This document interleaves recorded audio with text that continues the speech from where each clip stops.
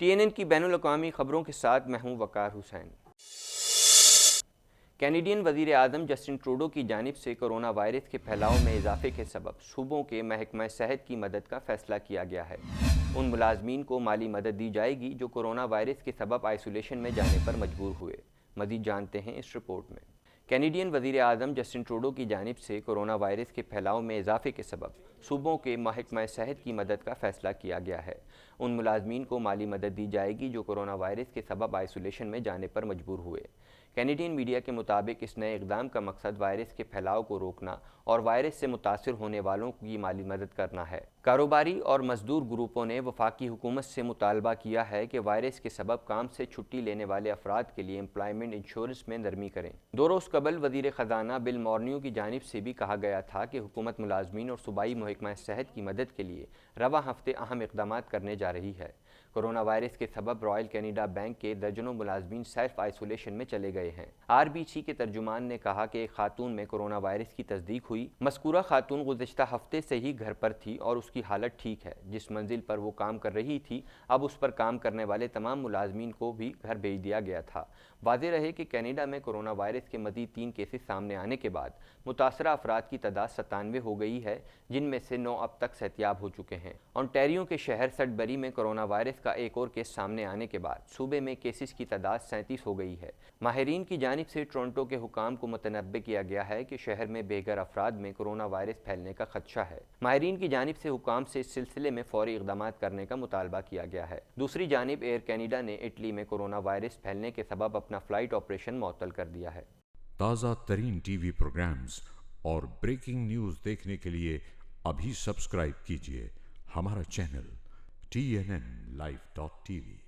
کوئیبیک حکومت نے اپنے سال 2020 اور 21 کا بجٹ پیش کر دیا ہے، جس میں گرین اکانومی، تعلیم اور لوگوں کو معیاری خدمات فراہم کرنے پر توجہ دی گئی ہے۔ مزید جانتے ہیں اس رپورٹ میں۔ کوئیبیک حکومت نے اپنے سال 2020 اور 21 کا بجٹ پیش کر دیا ہے، جس میں گرین اکانومی، تعلیم اور لوگوں کو معیاری خدمات فراہم کرنے پر توجہ دی گئی ہے۔ میڈیا رپورٹس کے مطابق وزیر خزانہ ایرک شیغاس نے متوازن بجٹ پیش کیا۔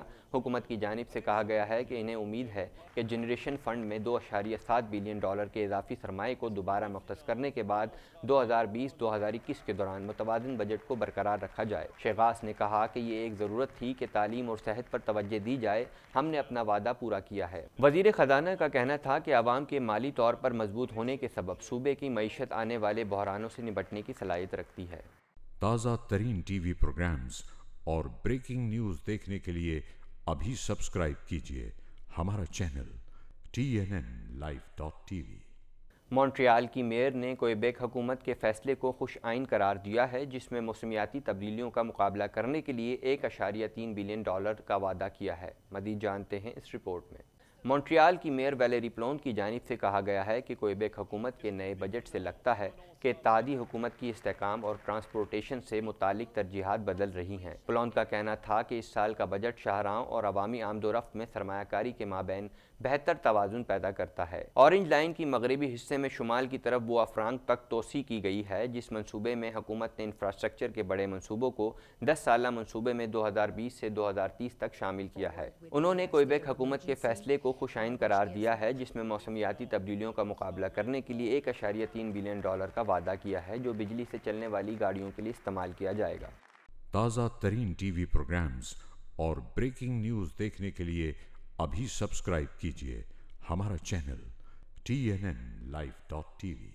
سستی توانائی کے حوالے سے کام کرنے والی ایک غیر نفع بخش تنظیم کی جانب سے اس ہفتے کے آغاز میں گیس پرائسز میں کمی کی پیش گوئی کی گئی تھی، جس میں 10 سینٹ کی کمی کا کہا گیا تھا۔ اس حوالے سے مزید جانتے ہیں۔ GTA میں گیس پرائسز میں راتوں رات ڈرامائی انداز میں اچانک کمی دیکھنے میں آئی ہے۔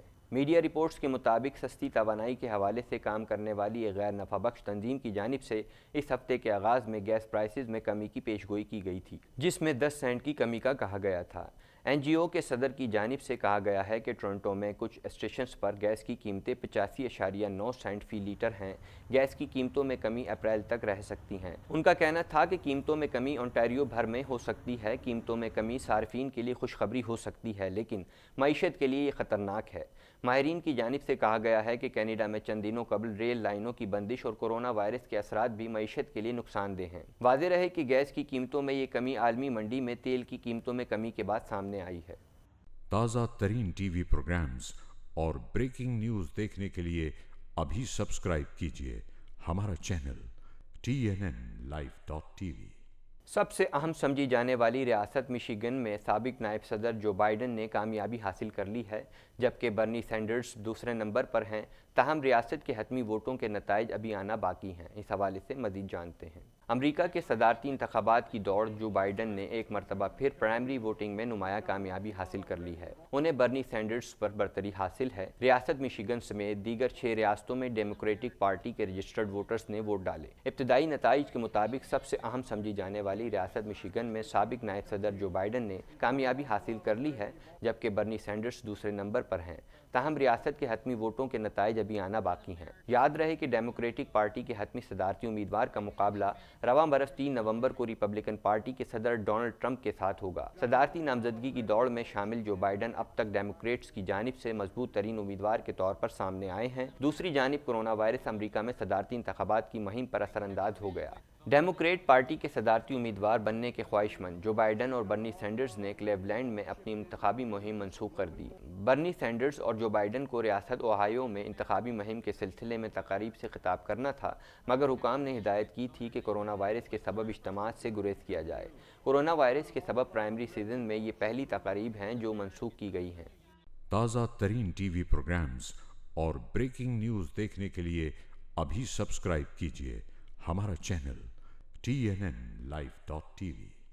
ہتھیاروں کی خرید و فروخت پر جاری کی جانے والی نئی رپورٹ میں کہا ہے کہ دنیا بھر میں ہتھیاروں کی برآمدات میں 5.5% اضافہ ہو گیا ہے۔ اس حوالے سے مزید جانتے ہیں۔ دنیا بھر میں ہتھیاروں کی برآمدات میں 5.5% اضافہ ہو گیا۔ امریکہ ہتھیار فروخت کرنے والا سب سے بڑا اور بھارت ہتھیار خریدنے والا دوسرا بڑا ملک بن گیا۔ Stock home international peace research انسٹی ٹیوٹ نے ہتھیاروں کی خرید و فروخت پر جاری کی جانے والی اپنی رپورٹ میں کہا ہے کہ دنیا بھر میں ہتھیاروں کی برآمدات میں 5.5% اضافہ ہو گیا ہے۔ رپورٹ کے مطابق 2015 سے 2019 تک ہتھیاروں کی برآمدات 5.5% بڑھیں۔ امریکہ ہتھیاروں کا سب سے بڑا برآمد کرنے والا ملک بن گیا۔ رپورٹ میں کہا گیا ہے کہ تنازع کا شکار ممالک میں ہتھیاروں کی طلب میں اضافہ ہوا۔ امریکہ کے ہتھیاروں کی برآمدات کا آدھا حصہ مشرق وسطیٰ گیا۔ رپورٹ میں کہا گیا ہے کہ بھارت ہتھیار درآمد کرنے والا دوسرا بڑا ملک بن گیا۔ تازہ ترین ٹی وی پروگرامز اور بریکنگ نیوز دیکھنے کے لیے ابھی سبسکرائب کیجیے ہمارا چینل TNNLive.tv۔ دنیا بھر میں کورونا وائرس سے اموات کی تعداد 4,300 ہو گئی ہے، جبکہ متاثرین کی تعداد بھی تیزی سے بڑھتی جا رہی ہے اور اب تک 1,19,390 افراد وائرس کا شکار ہو چکے ہیں۔ اس حوالے سے مزید جانتے ہیں۔ ہلاکت خیز وائرس میں مبتلا مزید 22 افراد جان کی بازی ہار گئے۔ دوسری طرف چین نے گزشتہ روز 578 مریضوں کو صحتیابی کے بعد اسپتالوں سے ڈسچارج کیا۔